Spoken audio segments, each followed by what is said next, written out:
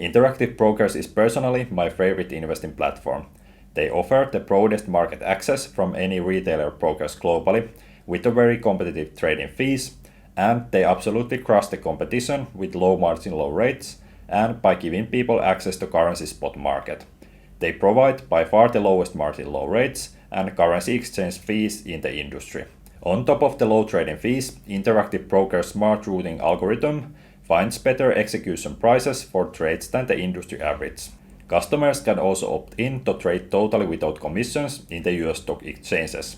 However, if you opt in for commission-free account, then Interactive Brokers will sell your trading data to third parties. If you opt in to pay a little bit of commissions, then your data won't be sold, and you will get better execution prices. Even many commercial banks and online brokers are using Interactive Brokers platform to execute their customers' orders as the pricing is so competitive. Despite of the low trading costs, Interactive Brokers' profit margins are the industry leading thanks to their highly automated platform.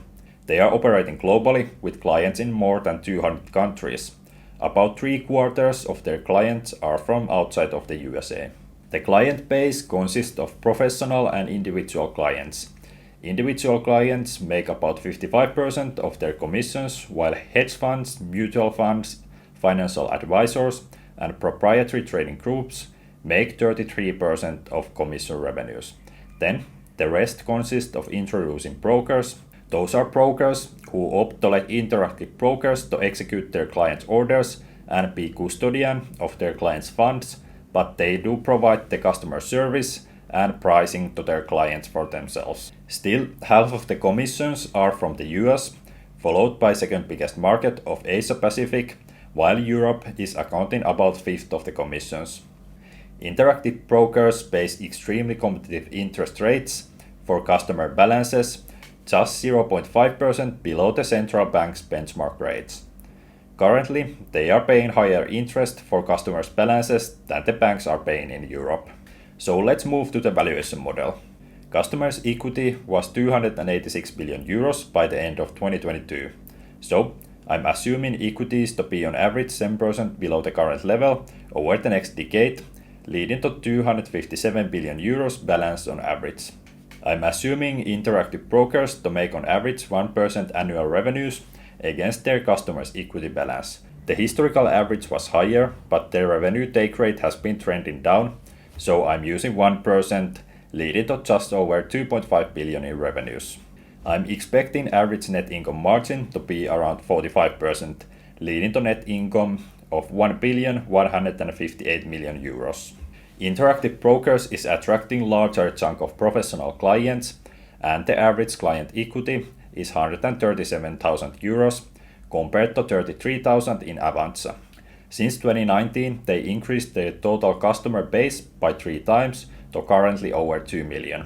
However, the new clients are on average much smaller, and the average equity per client has fallen by 39% from 225,000 euros in 2019.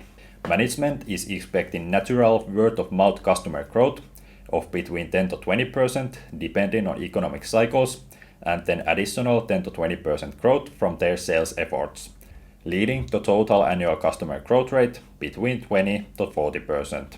As they are operating globally in many high-growth countries, and they offer by far the best market access with the most competitive pricing, I'm expecting them to grow faster than the industry on average.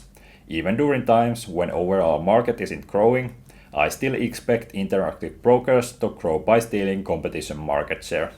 However, as we've recently witnessed the crazy investing boom, my expectation is for the next decade customer growth to slow down a bit, and I'm assuming average client growth rate of 25%. The new clients on average bring significantly less revenues than existing clients. However, lately Interactive Brokers has been building up their balance sheet in order to attract some large hedge funds joining their platform.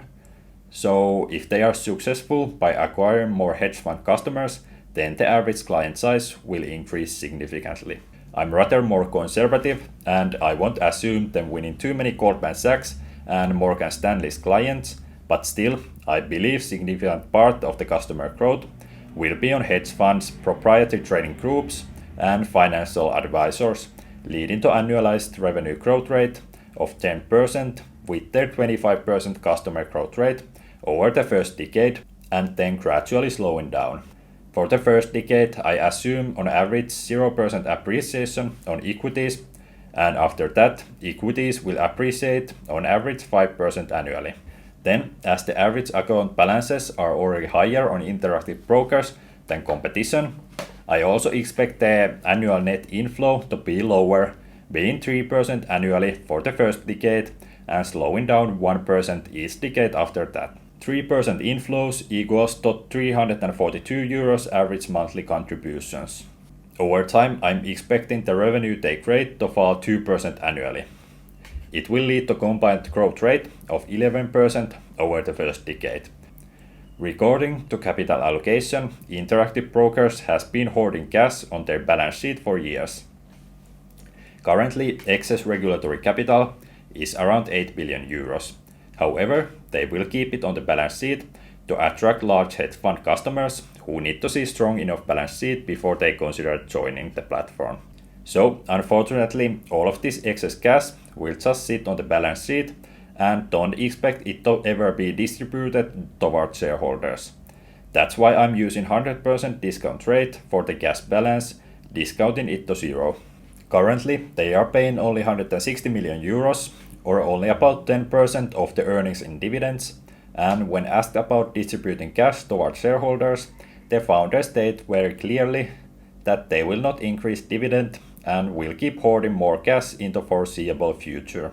On a positive note, if they fail on their targets to acquire large hedge funds, at least there is 25% of the current market cap just sitting in excess cash on their balance sheet. So, if the growth plan fails, at least investors might be then rewarded with this cash.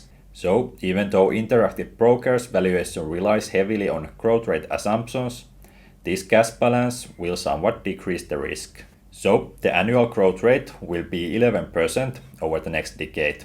After that, customer growth and capital inflows will slow down gradually, but 5% annual equities appreciation will keep the growth rate still at 30% over the next 5 years until it will gradually slow down. Dividend payout ratio will be only 10% for the first decade and then increasing to 50%, 70%, and finally to terminal 90% dividend payout ratio. Surprisingly, even though the dividend payout ratio is still irrelevant and I discounted all of the excess cash to zero, Interactive Brokers still seems to be very close to fair valuation for 10% annual return, as the net present value is around 30 billion euros compared to the current market cap of 34 billion euros.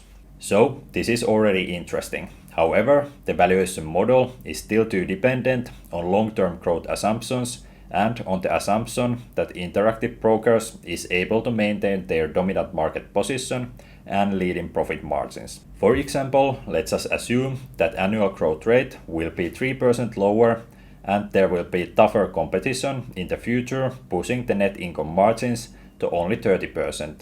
It would push the net present value down to just under 10 billion or 71% below the current market cap.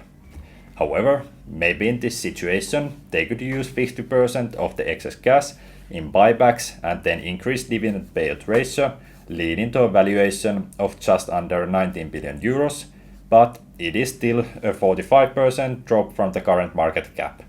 Of course, if the growth rate is faster, let's say 3% faster than predicted, and then also net income margins are 60% instead of 45%, then there will be the same effect towards upside, and it would make the net present value to be almost 90 billion euros, and there would be a 161% upside on the stock price. So, while I think Interactive Brokers is currently fairly priced, their return depends too much on the future growth predictions going beyond decades, which makes it too risky buy at the current price. Hello there! If you want to see my full industry analysis of online brokers, well, I value 5 different companies and then I'll disclose the investment or trade that I made. Check out this video here.